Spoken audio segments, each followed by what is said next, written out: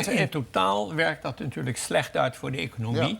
En dat is het punt van Koen Teulings van het Centraal Planbureau. Dat de bezuinigingen waar nu over wordt gesproken slecht zijn voor de economie. En niet alleen in Nederland, maar ook elders in Europa. En ik vind dat het kabinet daar geduchte aandacht aan moet geven. Want, niet te veel bezuinigen? Ja, ik vraag me af in hoeverre het mogelijk is om die ronde die niet voor de deur staat, om dat een beetje uit te voeren zonder kleerscheuren voor de economie. En dan is ontwikkelingshulp een mogelijkheid waar dan de economie dan niet onder zou zijn. Maar er zijn ambtenarensalarissen, btw-verhoging. Dat gaat allemaal in zekere zin ten koste van de economie. En ja, dan is het toch een beetje de achterdeur uit. Maar want de handtekening is wel gezet om je te houden aan de afspraak van 3%. Ja, dacht u dat iemand dat deed in Europa? Ziet u de Fransen dat al doen?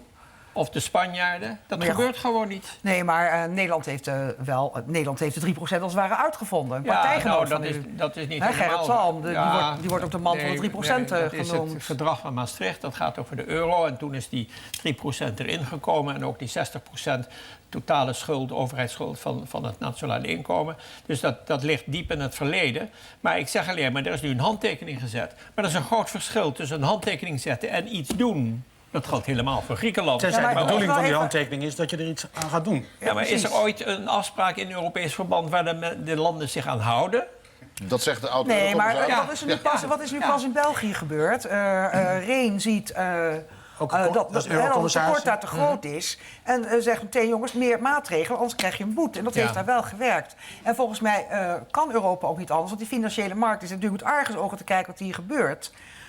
En als iedereen een beetje mee gaat rommelen, dan zitten we straks allemaal waanzinnige rentes te betalen. Laten we even kijken naar onze minister-president die handtekening heeft gezet. Zelfs Spanje, dat is toch echt verschrikkelijk wat daar gebeurt. Heeft geen respijt gekregen, als vandaag wat nieuws. De minister-president heeft de handtekening gezet en was ook vrij stellig in het zetten van die handtekening en de reden waarom hij dat deed. Allemaal zichtbaar.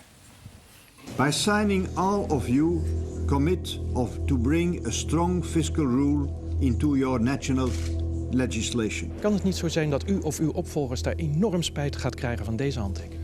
Ik denk dat in de Nederlandse psyche, in onze traditie zit, dat wij onze overheidsfinanciën op orde willen hebben. It will have binding effects and a permanent character. Maar ruimte zal heel erg beperkt zijn. En het is belangrijk, ook in ons eigen belang, om zo snel als mogelijk die tekorten weg te werken. Als men dat niet doet op een consequente manier, dan zullen de financiële markten dat afstraffen. Zonder die strenge begrotingsregels en de handhaving daarvan is zo'n monetaire unie niet stabiel. Frits Bolkestein, zegt u nou eigenlijk, het zijn toch een beetje holle frasen die je daar hoort? We hebben het allemaal gehad. Ja. Want toen het verdrag van Maastricht werd gesloten en later over het stabiliteitsverdrag in Ierland werd en Dublin werd dat gesloten, is precies datgene gezegd wat nu weer wordt gezegd. Dat heeft toen niet gewerkt. Waarom moet ik geloven dat het nu wel werkt? Nu vergeet u één ding. Toen dat verdrag werd gesloten, toen hebben we heel veel dingen geregeld, behalve de controle en de sancties. Die zijn toen niet geregeld. De politici van toen hebben nagelaten om dat goed te regelen. Door heel Europa heen. Als het toen goed geregeld was, had Griekenland er nooit bij gemogen. Ja. Was u destijds zelf voor? Nee.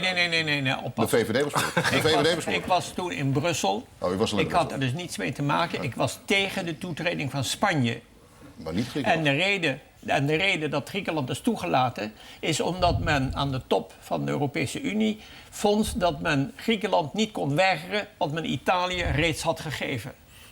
Goed, maar dat had niet moeten gebeuren. Maar de controle, de sancties, dat hele mechanisme zat er niet bij. En dat zit er nu wel bij.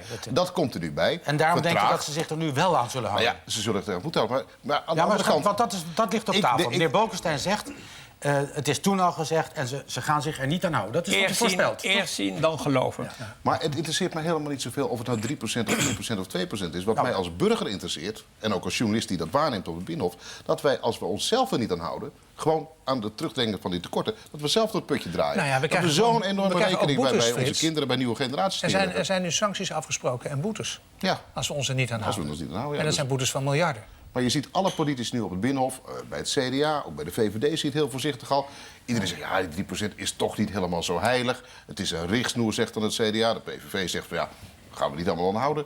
De SP loopt er ver bij weg, want geef maar weer uit. De Partij van de Arbeid zegt, gaan we ons niet aan houden. Je draait met z'n allen door het putje als je het niet doet. Is het waar wat Rutte zegt, dat het in de Nederlandse psyche zit... dat wij allemaal heel belangrijk vinden dat het huishoudboekje van de regering op orde is? Of interesseert ons dat niet zo heel erg? Nou ja, het interesseert ons die er nu mee te maken hebben te weinig, denk ik.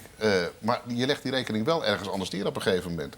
En dat vind ik zelf wel jammer, dat die politici niet de grote stappen durven te zetten naar grote hervormingen in Nederland, die echt nodig zijn, waarvan je weet dat het een keer moet gebeuren. Want doe het dan een keer onder druk van deze crisis. Meneer Boogstein, even terug naar u.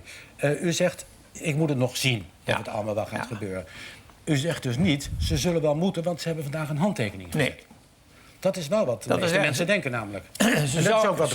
Ze zouden het moeten doen, maar doen ze het ook? Dan kijkt u naar Frankrijk. In Frankrijk zijn er presidentiële verkiezingen eind april, begin mei.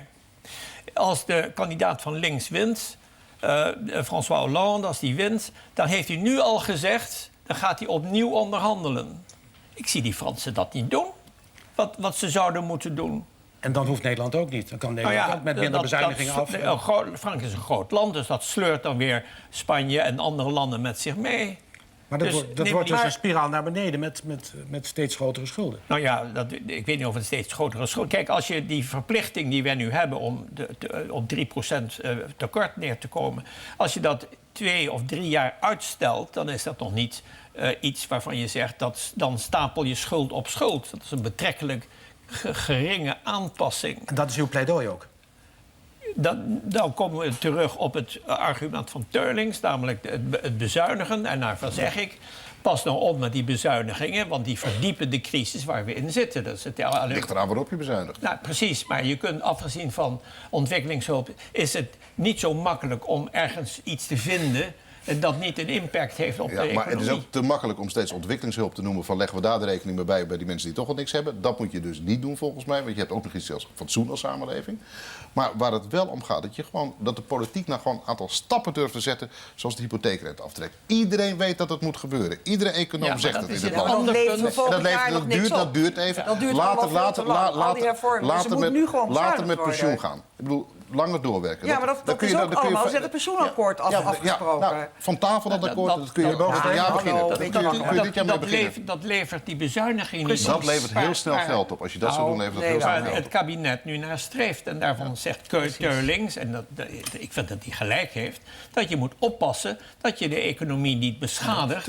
door op dit ogenblik te bezuinigen. Dat is toch de les van de jaren 30. Maar het pensioenakkoord gaat in 2020 in. Dat is toch belachelijk? Vindt u niet dat dat dan...